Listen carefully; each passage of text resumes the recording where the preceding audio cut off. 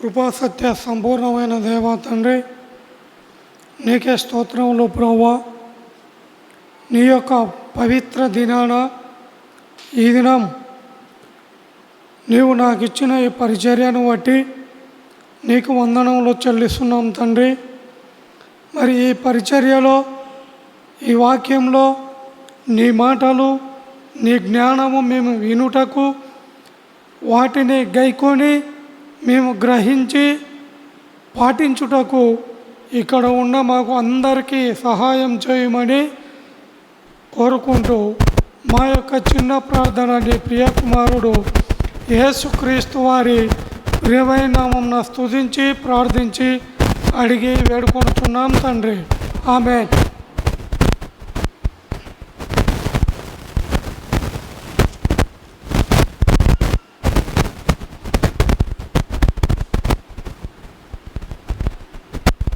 Bible గ్రంథంలో ఆదికాండం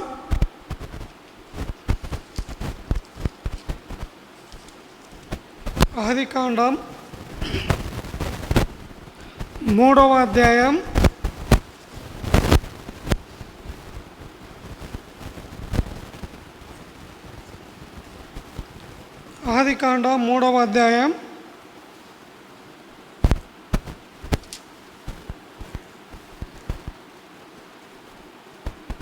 8 నుంచి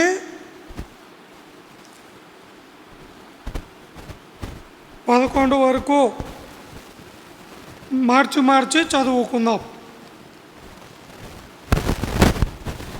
చల్లపూటను ఆదామును అతని భార్యయు తోటలో సంచరించుచున్న దేవుడైన యెహోవా స్వరము విని, దేవుడైన యెహోవా ఎదుటికి రాకుండా తోట చెట్ల మధ్యను దాగుకొనగా,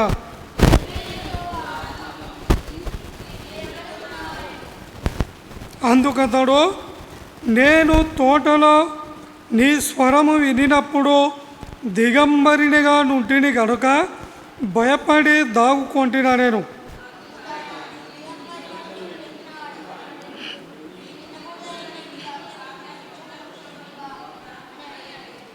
అందుకు ఆదాము, నాతో నుండుటకు నీవు నాకిచ్చిన ఈ స్త్రీయే ఆ వృక్ష ఫలములు కొన్ని నాకియ్యగా నేను తింటినా నేను.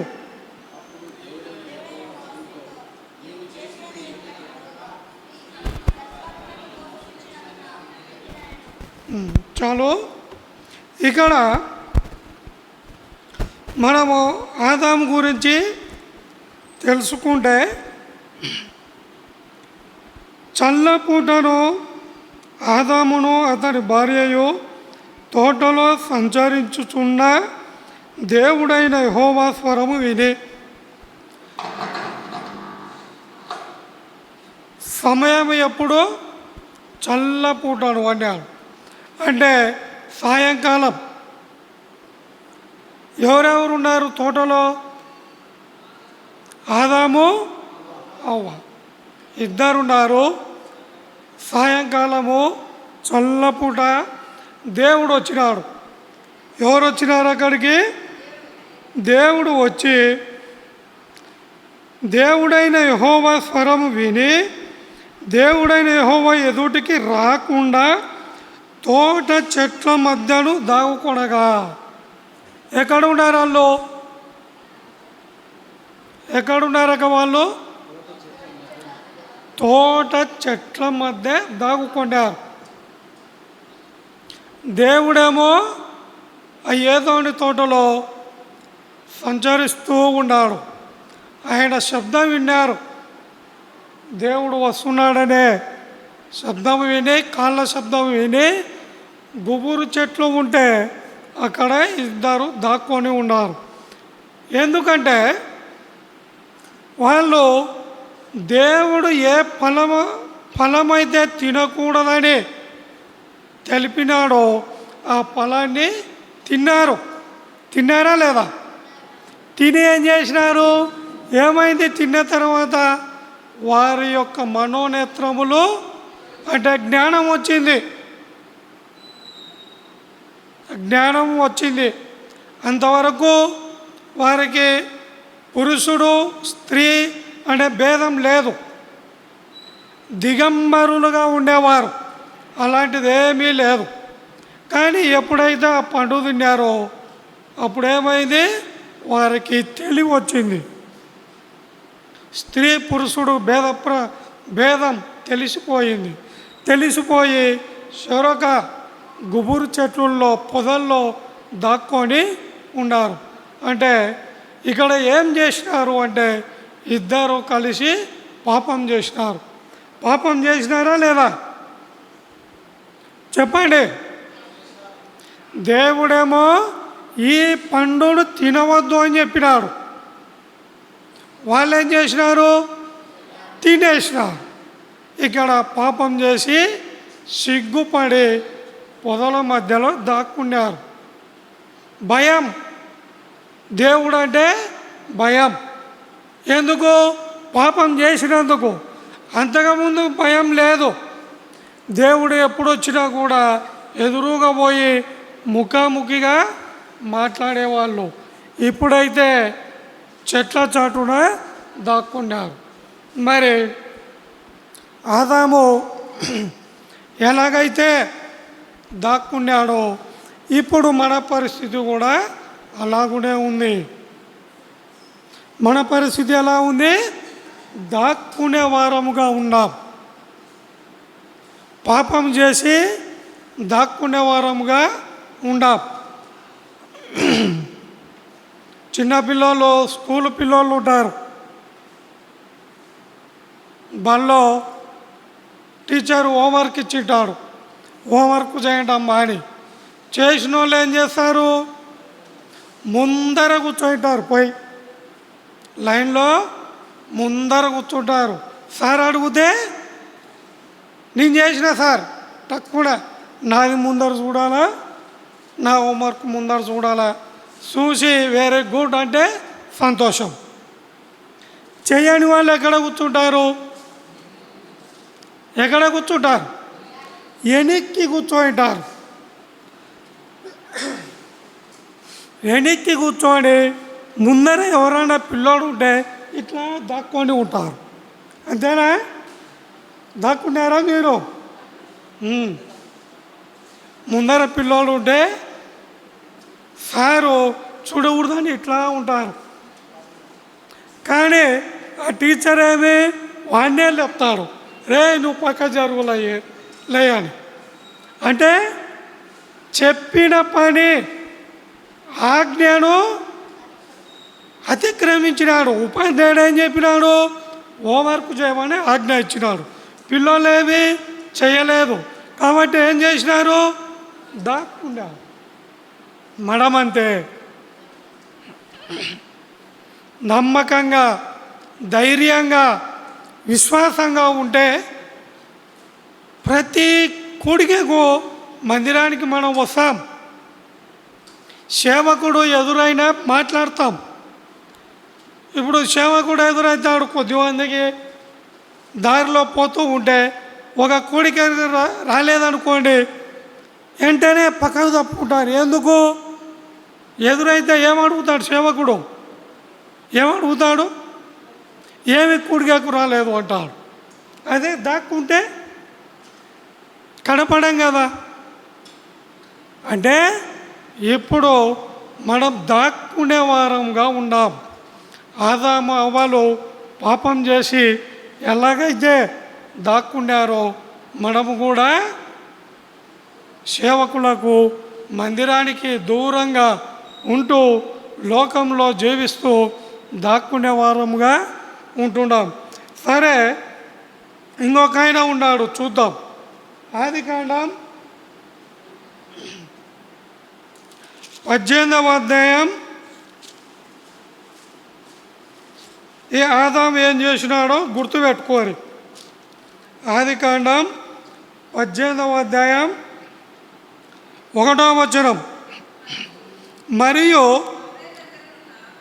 మమ్రే దగ్గరనున్న సింధూర వనంలో అబ్రహాము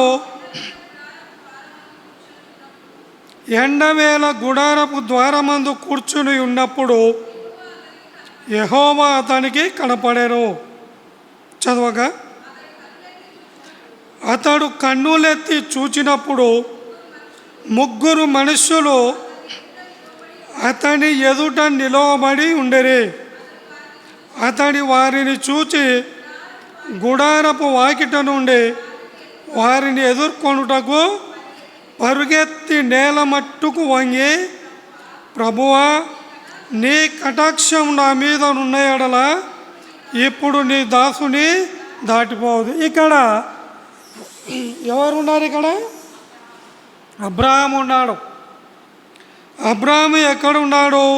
సింధూర వనంలో అబ్రహాము ఎండవేళ గుడారపు ద్వారమందు కూర్చొని ఉన్నప్పుడు, గుడారం ఉంది, సింధూర వనం తోటలో ఈయన కూడా తోటలో ఉన్నాడు, సింధూరపు తోట.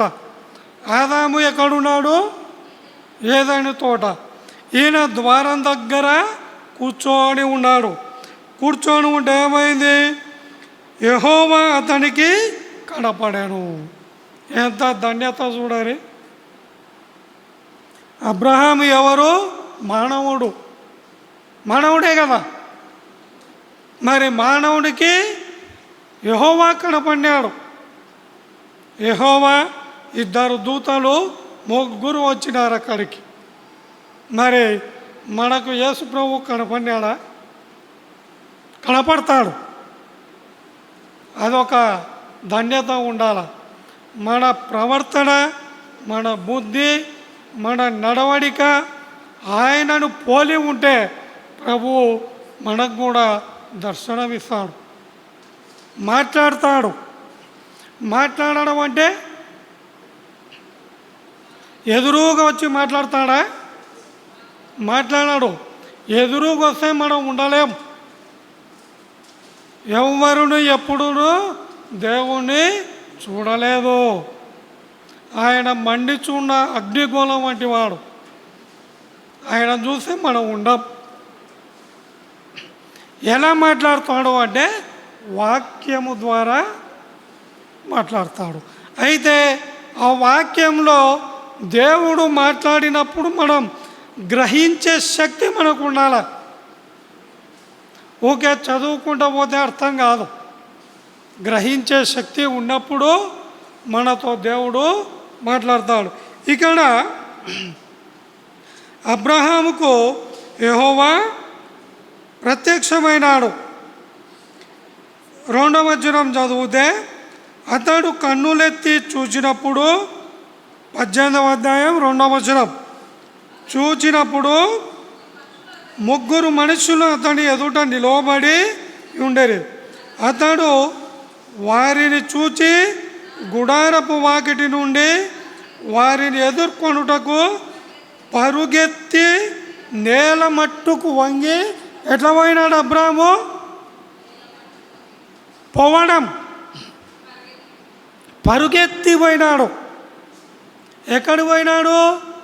దేవుని కాడికి పోయినాడు. దూరంగా వస్తున్నాడు ప్రభు యెహోవా. కూర్చుండేవాడు లేచి పరుగెత్తుకుంటూ పోయినాడు. మరి ఆ పరుగెత్తినప్పుడు ఆయన వయసు ఎంత ఉంటుంది చెప్తారా?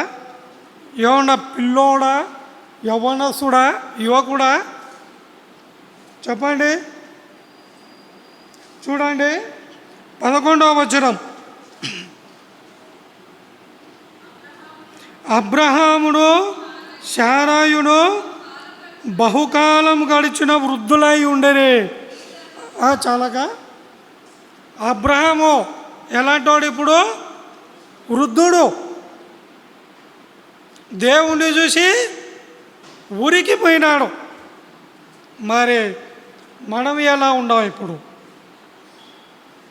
ఆదాము ఏం చేసినాడు? దేవుణ్ణి చూసి దాక్కున్నాడు. అబ్రహాము ఏం చేస్తున్నాడు?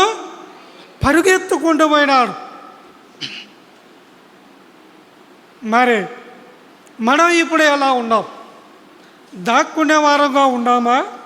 దేవుణ్ణి చూసి పాపం చేసిన వాడు దేవుణ్ణి చూసి దాక్కుంటాడు. అబ్రహాము విశ్వాసి, విశ్వాసులకు తండ్రి. అందుకే పరిగెత్తుకుంటూ పోయినాడు. మనము కూడా ఇప్పుడు ఈ లోకంలో మనము నివసిస్తున్న ఈ జీవితంలో దేవుని దగ్గరకు పరిగెత్తుకుంటూ వెళ్ళాలి. అంటే మందిరానికి పరిగెత్తుకుంటూ వెళ్ళాలి.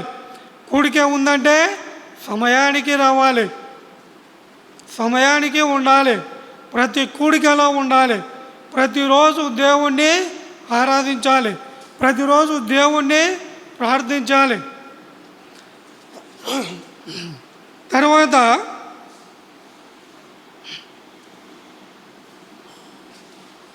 పరుగెత్తి నేల మట్టుకు వంగి ఏం చేసినాడు?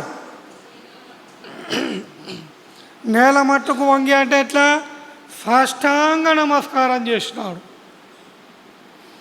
ఆయన వయసు ఎంత? వృద్ధుడు. మరి మనం చేస్తున్నామా? దేవుడు ఎదురైతేనే పరిగెత్తుకుంటూ పోయినాడు, సాష్టాంగ నమస్కారం చేసినాడు. మరి యువకులమై ఉండి, పిల్లోళ్ళమై ఉండి మనం చేయలేకున్నాం. తర్వాత ప్రభువా, నీ కటాక్షం నా మీద ఉన్న ఎడల ఇప్పుడు నీ దాసుని దాటిపోవద్దు. నేను కొంచెం నీళ్ళు తెప్పించేదను. దయచేసి కాళ్ళు కడుక్కొని ఈ చెట్టు క్రింద అలసట తీర్చుకోండి. ఏం చేసినాడు అబ్రాహాము? దేవునికి విందు ఏర్పాటు చేసినాడు. మరి ఆదామేమో దాక్కున్నాడు. ఇద్దరు భార్యాభర్తలు, కుటుంబం. ఆ ఇద్దరు కుటుంబం, ఒక ఫ్యామిలీ పాపం చేసి పొదల జాటున దాక్కున్నారు. మరి మన పరిస్థితి ఎలాగ ఉంది? అలాగనే ఆదాము అవ్వ మాదిరి మనము కూడా దాక్కుంటున్నామా పాపం చేసి? మీ మట్టుకు మీరు ఎవరంతకు వాళ్ళు గ్రహించుకోవాలి. అబ్రాహాము ఏం చేసినాడు? అబ్రాహాము పరుగెత్తుకుంటూ పోయి సాష్టాంగ నమస్కారం చేసి దేవుణ్ణి విందుకు పిలిచినాడు. మంచి విందు ఏర్పాటు చేసినాడు. అంటే ఇక్కడ అబ్రహాములో ఎలాంటి పాపం లేదు. ఇంకొక ఆయన ఉన్నాడు, ఆయనను చూద్దాం, ఈయన ప్రవర్తన ఎట్లుందో.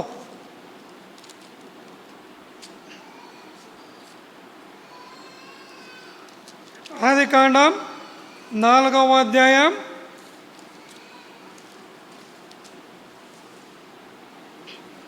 9వ వచనం. యెహోవా నీ తమ్ముడైన హేబెలు ఎక్కడున్నాడని కయీనును అడగగా అతడు, నేనెరుగను, నా తమ్మునికి నేను కావలివాడినా అన్నాడు. చాలక ఇక్కడ ఎవరున్నారు? కయ్యూను కాడికి దేవుడు వచ్చినాడు. వచ్చి ఏమంటున్నాడు? నీ తమ్ముడైన హేబెలు ఎక్కడా? మరి కయ్యూడు ఏం చెప్తున్నాడు ఇక్కడ? నేనెరుగను, నా తమ్మునికి నేను కావలివాడనా. ఎంత మాట అది! దేవుడితో ముఖాముఖిగా మాట్లాడుతున్నాడు. మాట్లాడవచ్చు అట్లా? చెప్పండి. ఇప్పుడు ఒక ఉద్యోగస్తుడు ఉన్నాడు, ఎంప్లాయ్, నేనే ఉండా, నా పై ఆఫీసర్ వచ్చినాడు, ఎట్లా మాట్లాడతా? వినయంగా, విధేయతగా, వాళ్ళు ఏం చెప్పినా సరే సార్ అని పోతాం, అంతే కదా. మరి పనికి పోతాం, చేన్లకు మేస్త్రి ఉంటాడు, తోట యజమాని ఉంటాడు, వాళ్ళకు కూడా వినయంగా సమాధానం ఇస్తాం. ఇక్కడ కయ్యను ఏం చెప్తున్నాడు? ఆయనకేమన్నా నేను కావాలి వాడినా? అలాంటి అహంకారం మనలో ఉండకూడదు. చూడండి, ఇక్కడ 3వ అధ్యాయం ఆదికాండం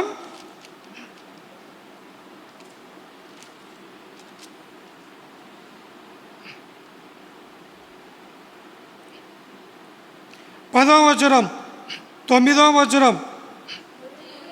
దేవుడైన యెహోవా ఆదామును పిలిచి, నీవు ఎక్కడ ఉన్నావు? ఆదామును అడుగుతున్నాడు, నీవు ఎక్కడ ఉన్నావు? మరి మనం ఎక్కడ ఉన్నాము ఇప్పుడు? చెప్పండి, ఎక్కడున్నాం మనం? ఆదాము ఎక్కడున్నాడు? పొదల చాటున దాక్కున్నాడు. హేబేలు ఎక్కడున్నాడు? చనిపోయినాడు. మనం ఎక్కడున్నాం? దేవుని మందిరంలో ఉన్నాం. ఇది కూడా ఏదని తోట లాంటిది. ఆ తోటకు స్వరూపమే మన యొక్క మందిరం. మనం ఇప్పుడు ఎక్కడున్నాం? ఏదోను తోటలో. మరి దాక్కునే వారముగా ఉండకూడదు. తర్వాత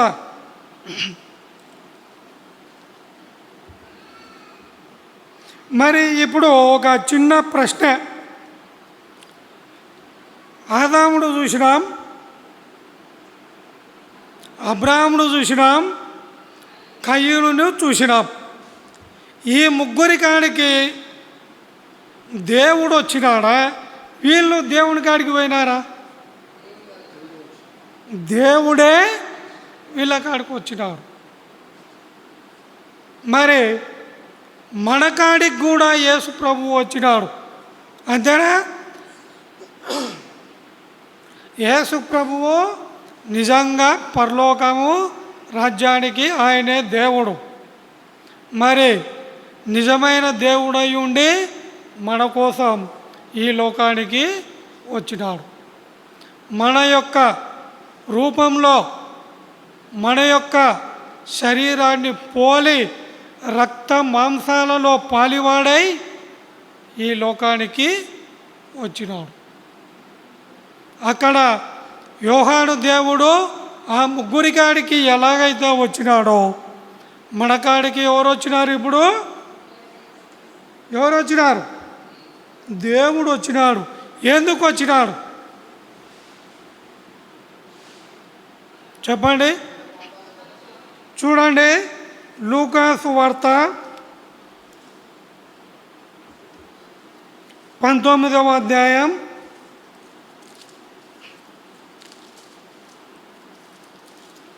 10వ వచనం. నశించిన దానిని వెదకి రక్షించుటకు మనుష్య కుమారుడు వచ్చెనని. అది ఎందుకు వచ్చినాడు దేవుడు? నశించిన దానిని. ఎవరు నశించినారు ఇక్కడ? మనమే నశించిపోయినాం. పాతాళానికి పోయేవారం, నరకానికి వెళ్ళవలసిన వాళ్ళం. నిత్యం మండుచున్న అగ్నిలో మన ఆత్మ కాలిపోయే వంటి స్థితిలో ఉంది. అలాంటి స్థితిలో ఉన్న మనలను యేసు ప్రభు రక్షించడానికి వచ్చినాడు. అక్కడ యెహోవా ఎలాగైతే వారి వద్దకు వచ్చినాడో మన వద్దకు ఎవరు వచ్చినారు ఇప్పుడు? చెప్పండి, ఎవరు వచ్చినారు? యేసు ప్రభు వచ్చినాడు. తప్పిపోయిన వారం చూడండి ఎందుకు వచ్చినాడు అంటే, ఇంకొకటి 1 యోహాను పత్రిక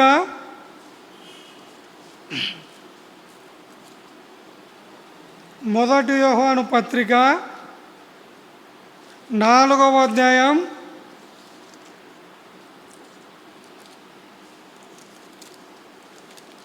8వ మొదటి యోహాను పత్రిక 4వ అధ్యాయం 8వ వచనం. దేవుడు ప్రేమ స్వరూపి. చాలాగా దేవుడు ఎలాంటోడు? ప్రేమ గలవాడు. మనము ఆయన కుమారులం. మనము ఆయన కుమారులం. వాక్యంలో ఉంది, దేవుడు లోకమును ఎంతో ప్రేమించాడు. ఆయన ప్రేమ వెలకట్టలేనిది. అందుకోసమే ఏం చేసినాడు? తన ప్రాణాన్ని మన కోసం అర్పించినాడు. ఎందుకు అంటే నశించిన వారం, దాగుకొన్న వాళ్ళం, తప్పిపోయిన వాళ్ళం, మన కోసం దేవుడు ఈ లోకానికి వచ్చినాడు. అయితే ఆ ప్రేమను మనము గ్రహించే స్థితిలో లేవు. ఉన్నామా? లోకమే లేదు. దేశంలో ఎన్నో కోట్ల మంది జనాభా ఉంది, 150 కోట్లు. మరి మన వెలుగోడు తీసుకుంటే 35,000 మంది జనాభా ఉన్నారు మండలం మొత్తం. మరి ఈడ ఎంతమంది ఉన్నారు? ఎంతమంది ఉన్నారు? అంతా కలిపి 200 మంది కూడా లేరు. ఎందుకు? ఆ ప్రేమను మనము గ్రహించలేని వారిగా ఉన్నాం. చూడండి, రోమీయులకు రాసిన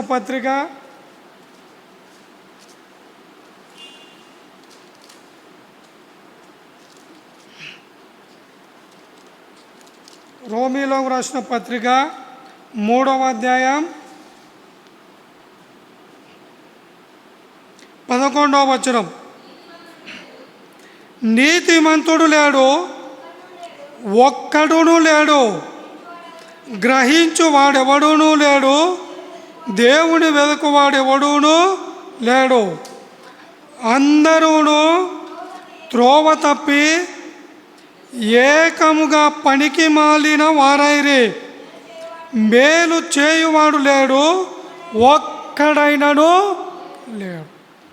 అది దేవుడేమో మనల్ని ప్రేమిస్తున్నాడు, మనల్ని ఆహ్వానిస్తున్నాడు, రండి రండి రండి. మనమేమో గ్రహించలేని వారిగా ఉన్నాం. ఒక్కడు కూడా లేడంట. దేవుని ప్రేమను గ్రహించే వాళ్ళు ఒక్కడును లేడు. దేవుడే మనల్ని ఏర్పరచుకున్నాడు. మరి ఇప్పుడు మనం ఎవరం? ఏ స్థితిలో ఉన్నాం? ఆదాము వలె ఉన్నామా? అబ్రహాము వలె ఉన్నామా? కయ్యూను వలె ఉన్నామా? చెప్పండి. కయ్యూను అహంకారంతో మాట్లాడినాడు. అబ్రహాము వినయము, విధేయత, సాష్టాంగపడి దేవునితో మాట్లాడినాడు. ఆదాము దాగుకున్నాడు. మరి మనం ఇప్పుడు ఎవరం? ఎవరికి అర్థం కాదు కదా. ఆదాము వలె ఉండొచ్చు, అబ్రహాము వలె ఉండొచ్చు. అబ్రహాము వాళ్ళు ఉంటే ఇంకా అది ధన్యత. కయ్యూను వాళ్ళు ఉంటే ఇంకా ఘోరం. మనలో కూడా అట్లనే ఉంటారు. కొద్దిమంది వింటారు, చెప్పిన వెంటనే వింటారు, అబ్రహాము వాళ్ళే. కొద్దిమంది పనులు చెప్తే దాక్కుంటారు, అంటే తప్పించుకొని తిరుగుతుంటారు. అది ఎవరి వాళ్ళకే తెలుసు. ఇంకా కొద్దిమంది అసలు పట్టించుకోరు, అంటే సేవకుడి మాటలు. ఇక్కడ సేవకుడు అంటే దేవుడి ద్వారా సేవ చేయవాడు. అంటే దేవుడు వచ్చి మనకు చెప్తాడా? చెప్పాడు. ఎవరి ద్వారా చెప్పిస్తాడు? సేవకుని ద్వారా చెప్పిస్తాడు.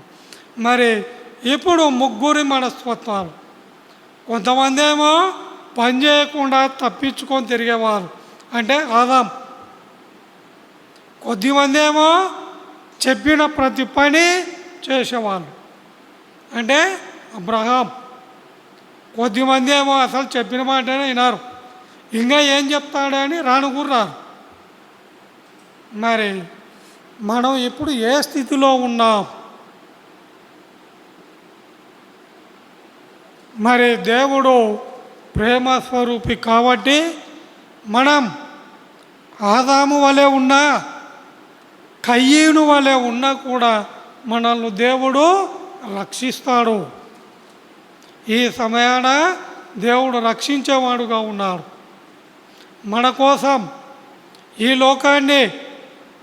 లోకంలో ఉన్న మనల్ని దేవుడు ప్రేమించి, దేవుడు ప్రేమ స్వరూపమై తాను శిలువ మరణం పొందినాడు. అందుకే ఒకవేళ ఆదాము వలె జీవిస్తున్నామా, అడుగుదాం, దేవుణ్ణి కాపాడుతాడు. కయ్యూను వలె అహంకారంతో ఉన్నామా, అది కూడా అడుగుదాం దేవుణ్ణి. ఇప్పుడు ఎలా ఉండాలి? మనం ఎలా ఉండాలి? గట్టిగా చెప్పాలా? అబ్రహాము వలె జీవించాలి. గడిచినదంతా వదిలేయండి, ఇక నుంచి అబ్రహాము వలె జీవించాలి. చూడండి, మన భాగానికి వస్తే ఆదికాండం 3వ అధ్యాయం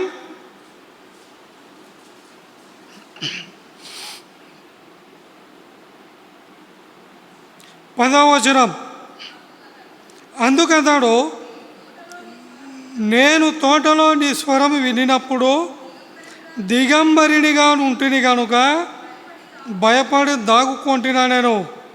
11. అందుకాయన, నీవు దిగంబరివని నీకు తెలిపిన వాడెవడు? నీవు తినకూడదని నేను నీకు ఆజ్ఞాపించిన వృక్ష ఫలములు తింటివా అని అడిగాను. అందుకు ఆదాము, నాతో నుండుటకు నీవు నాకిచ్చిన ఈ స్త్రీయే ఆ వృక్ష ఫలములు కొన్ని నాకియ్యగా నేను తినచాలగా. ఇక్కడ ఆదాము ఏం చెప్తున్నాడో చూడండి. ఏం చెప్తున్నాడు ఆదాము? అందుకు ఆదాము, నాతో నుండుటకు నీవు నాకిచ్చిన ఈ స్త్రీయే ఆ వృక్ష ఫలములు కొన్ని నాకియ్యగా నేను తింటిని. అంటే తప్పేవాడిదిడా? చెప్పండి. ఆదాము ఉద్దేశంలో తప్పు ఎవరిది? దేవుని మీద తప్పును మోపినాడు, అంతేనా? నేను ఒక్కడినే బాగుంటే నువ్వు ఆ స్త్రీని నాకు ఇచ్చినావు, ఆమె తిను అని బలవంతం చేస్తే నేను తిన్నా. నువ్వు ఇవ్వకపోయింటే నేను చేయకపోదును కదా. అంటే ఇక్కడ చూడండి, ఒకటి గ్రహించాలా. దేవుడు ఏం చెప్పినాడు? పండు తినకూడదని చెప్పినాడు.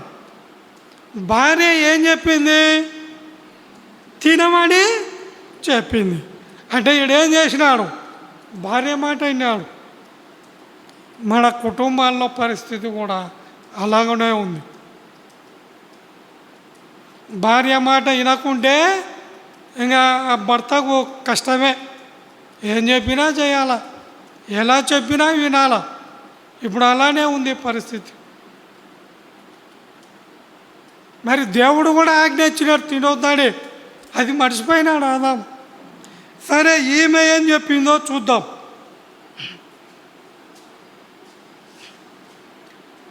12వ వచనం, 13వ వచనం. అప్పుడు దేవుడైన యెహోవా స్త్రీతో, నీవు చేసినది ఏమిటని అడుగగా, స్త్రీ సర్పము నన్ను మోసపుచ్చినందున తింటినను. అది ఈ స్త్రీ కూడా ఏం చేసింది? ఆమె తినింది. దేవుడు చెప్పినాడు తినొద్దని. ఆమె ఏం చేసింది? సర్పము మీద నింద వేసింది. ఆదామేమో భార్య మీద వేసినాడు, భార్య ఏమో సర్పం మీద వేసినాడు. మరి సర్పము ఇప్పుడు ఒక క్వశ్చన్ మీకు, వాళ్ళు చెట్టు పండు తిన్నారు కదా, తిన్నారా లేదా? తిన్నారు. సర్పము మోసం చేసింది కదా. మరి చెట్టు సర్పం రెండు మంచివే కదా? చెప్పండి, చెట్టు మంచిదే కదా? చెట్టు మంచిదే.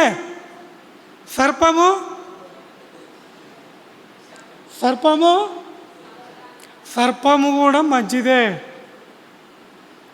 ఎందుకు? దేవుడు సృష్టించినప్పుడు ఏం చేసినాడు? సృష్టి అంతా మంచిదిగా ఎంచాడు. అంటే అప్పటికి సర్పం మంచిదే. సర్పాన్ని మోసం చేసింది ఎవరు? అది చెట్టు మంచిదే, సర్పము మంచిదే, మోసం చేసింది సైతాను. మరి మనం ఇప్పుడు సర్పం వలె ఉన్నాం, అంతే కదా? సర్పాన్ని సైతాను మోసం చేసింది, సర్పం పోయి అవ్వను మోసం చేసింది, అవ్వ పోయి ఆదామును మోసం చేసింది, ఆదాము పోయి దేవుణ్ణి మోసం చేసింది. వీళ్ళందరూ ఏం చేసినారు? దేవుని మీద నింద మోపినాడు. నువ్వు ఆమెను పుట్టించినావు, ఆమె తినబడింది, నేను తిన్నా. అవ్వ ఏం చేసింది? ఆ సర్పాన్ని పుట్టించినావు, సర్పం తినబడింది, నన్ను మోసం చేసింది, నేను తిన్నా. అలాగే మనము కూడా దేవుని విషయంలో ఒకరి మీద ఒకరం నింద వేయువారముగా ఉన్నాం. అలా లేకుండా ఉండాలి. భార్య మీద భర్త నింద, భర్త మీద భార్య నింద, తల్లి మీద కొడుకు నింద, కుటుంబాల్లో ఇలాగనే జరుగుతోంది. మరి ఇక్కడ మనం గ్రహించవలసినది ఏమంటే, ముగ్గురు జీవితాలను మనం చూస్తున్నాం. ఆదాము, అబ్రహాము, కయ్యూను. మరి మన జీవితము ఇకపై గడిచినదంతా వదిలేయండి. ఇకపై ఎలా జీవించాలి? అబ్రహాము వలె దేవుణ్ణి చూసి పరుగెత్తుకుంటూ పోయినాడు. వృద్ధుడు అంటే చిన్నప్పటి నుంచి వృద్ధుడయ్యేంత వరకు దేవుని వద్దకు పరుగెత్తుకుంటూ పోయినాడు. మనం కూడా మన జీవిత కాలంలో చిన్న వయసు నుంచి ఎంతవరకు మనం చనిపోయేంత వరకు, లేకుంటే దేవుడు వచ్చేంత వరకు. దేవుడు వస్తాడు కదా, మళ్ళా వస్తాడా రాడా? ఒక్కటే, దేవుని ఎంతవరకు వెంబడించాలంటే మనం చనిపోయేంత వరకు. ఒకవేళ మనం బతికుండగానే దేవుడు వస్తే ఆయన వచ్చేంత వరకు అబ్రహాము వలె నమ్మకంగా, విశ్వాసంగా మనం జీవించాలి. దేవుడి వాక్యాన్ని ఆశీర్వదించునుగాక.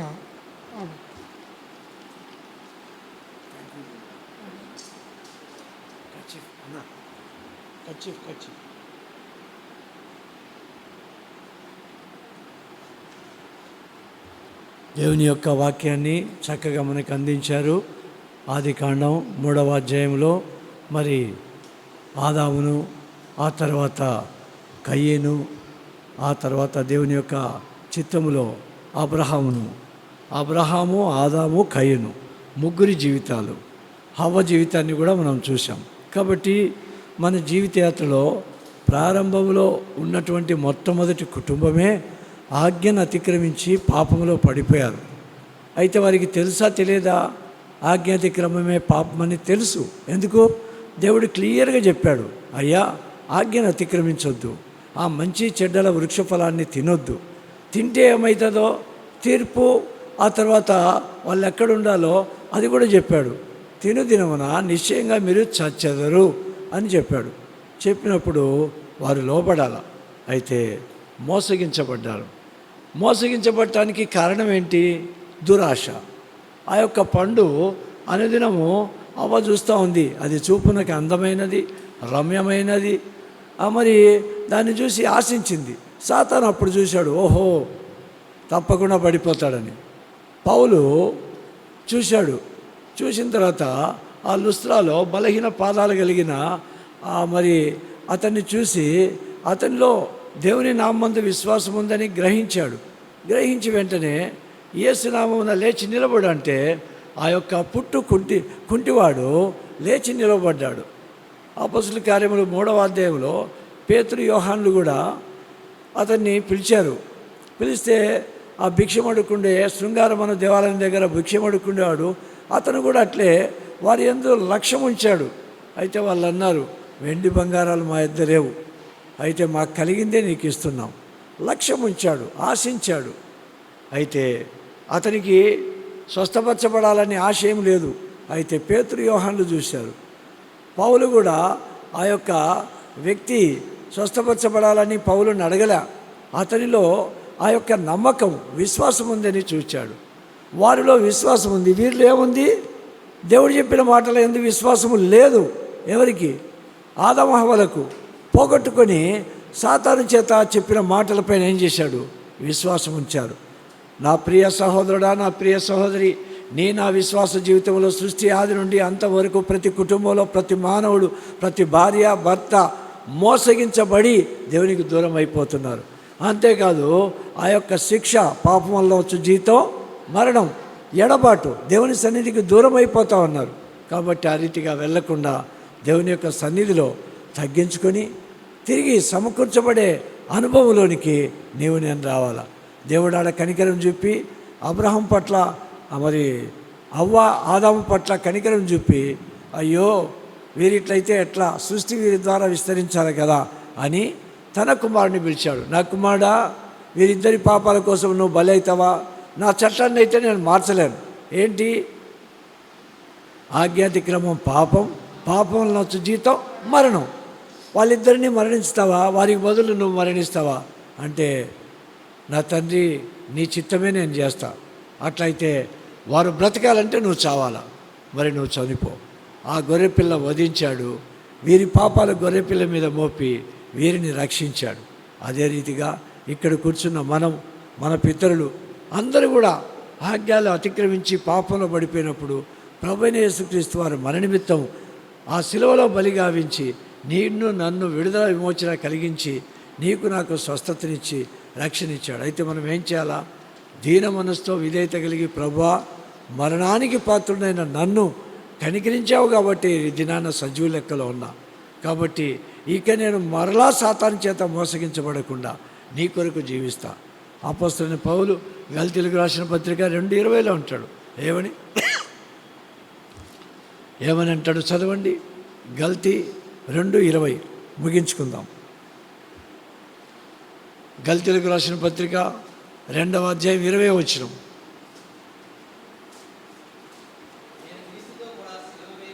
నేను క్రీస్తుతో కూడా సిలువ వేయబడి ఉన్నాను, ఈకను జీవించేవాడని నేను కాను. అది ఆదాము హవ్వలు డిసైడ్ చేసుకున్నారు. అయ్యా ఒక్కసారి మా నిమిత్తం నీ కుమారుని బలిగావించావు, ఇంకా మరలా మేము బలిగావించేదానికి అవకాశం ఇయ్యం. మా జీవితంలో ఎట్లా ఉంటాం? ఆ సిలువ చదవండి. 2:20 2:20 స్టార్టింగ్.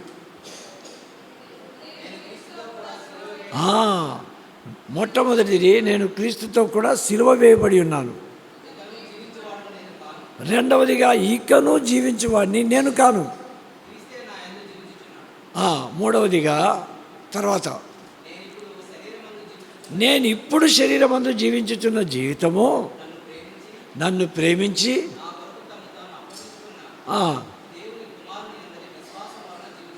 ఈ మూడు విషయాలు మనకు ఉండాలి. ఆదిలోనే దేవుడు ఆ కార్యాలు చేశాడు. గల్తీయులకు రాసిన పత్రికలో అపోస్తలుడైన పౌలు దాన్ని విశదీకరించాడు. ప్రతి మనిషిలో ప్రభువైన యేసుక్రీస్తు నామన విశ్వాసం ఉంచిన తర్వాత తెలియక అపోస్తలుడైన పౌలు అంటాడు, తెలియక అవిశ్వాసం వలన చేసి తిని కనుక కనికరింపబడి తిని. కాబట్టి మరలా అవే తప్పిదాలు చేయకూడదు. గల్తీయులకు రాసిన పత్రికలో ఆయన అంటాడు, మునుపు నేను అటువంటి వాడిని, హింసకుణ్ణి, దూషకుణ్ణి, హానికరుడను, సంఘాన్ని హింసించిన వాడిని, అపోస్తలులు అన్నబట్టుకు యోగ్యుణ్ణి కాను. కాబట్టి తెలియక అవిశ్వాసం వలన చేశా, కనికరింపబడ్డా. అయితే ఇప్పటి నుండి నా శేష జీవితం ఇకను జీవించేవాడనో నేను కాను, క్రీస్తే నా యందు జీవించుచున్నాడు. మరి లోకములో జీవించే జీవితకాలం అంతా నన్ను ప్రేమించి నా కొరకు తన్ను తాను అప్పగించుకొనిన ఆ క్రీస్తు ప్రభు కొరకే నేను జీవిస్తా. ఈ తీర్మానంతో మనం ముందుకు సాగాలి. అప్పుడు సాతాను కుయుక్తుల చేత మనం మోసగించబడం, మరణం వరకు నమ్మకంగా ఉంటాం. అయితే అపోస్తలుడైన పౌలు కానీ, పేతురు కానీ, బాప్తిస్మిచ్చు యోహాను కానీ ఘనమైన సన్మానంతో వారు మరణానికి వెళ్ళిపోయారా? వారికి నియమించిన మరణాలు ఎటువంటివి? బాప్తిస్మిచ్చు యోహాను తలగొట్టించాడు హేరోదు. అరే, నీతిగా జీవిస్తే ఇంత భయంకరమైన మరణమా? అవును, దైవ చిత్తములో. అపోస్తలుడైన పౌలు మరి హేరోదు రాజు తలగొట్టించాడు. మొట్టమొదటి శిష్యుడైన యాకోబు అపొస్తలుల కార్యములు 12వ అధ్యాయం 1వ వచనములో యాకోబు శిష్యుడైన యాకోబును మరి హేరోదు రాజు ఖడ్గముతో తలగొట్టించాడు. పేతురును పట్టుకున్నారు. కొంతకాలం పేతురుకు మరి జీవితం అనుమతించాడు. ఎవరి ద్వారా? సంఘం ప్రార్థించింది పేతురు కోసం. అట్లనే పడిపోయినా, జారిపోయినా, విశ్వాసంలో బలహీనపడిన వారి కొరకు మనం ప్రార్థించాలి. ఆదాము హవ్వల జీవితం ద్వారా ఈ యొక్క సత్యాన్ని దేవుడు మనకు నేర్పించాడు. మరి సహోదరుడు స్టీఫెన్ బ్రదర్ మనకు చక్కని వాక్యాన్ని అందించినందును బట్టి దేవునికి వందనాలు చెల్లిద్దాం. ప్రార్థించుకుందాం. ఒక్క క్షణం మన హృదయాలు దేవునికి అప్పగించుకుందాం. ప్రభువా, ఆది ఆదాములు చేసినట్లుగా మా యొక్క సాతాను చేత మోసగించబడి మీకు సన్నిధికి ఎడబాటుగా దూరంగా మేము వెళ్లకుండా నీ మాట నమ్మలే, సాతాను మాట నమ్మాము. అలాంటి పరిస్థితి నా జీవితంలో రాకుండా నేను చేసిన పాపానికి నీ కుమారుడు నా ప్రభు అయిన యేసుక్రీస్తు వారు నా మరణ శిక్ష ఆయన భరించాల్సి వచ్చింది. అలాంటి సందర్భాలు నా జీవితంలో రాకుండా క్రీస్తు యేసు నా కొరకు తన్ను తానే అప్పగించుకున్నాడు. ఆయనను మరలా నేను సిలువ వేయను, క్రీస్తు కొరకు జీవిస్తా. శేష జీవితం అంతా ఆయన కొరకు మరణమైనా సరే నేను పాత్రునిగా ఉంటా, కానీ సాతాను మోసాలకు నేను లొంగను. తీర్మానం చేసుకుందాం మౌనంగా. ఎవరికి ఇష్టమైతే వారే.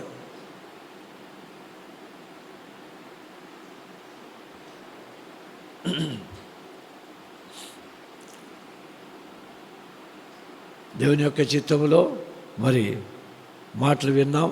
మన హృదయాల్లో దేవుడు కార్యం చేయనట్లు దానమయ్య బ్రదర్ ప్రార్థన చేస్తాడు.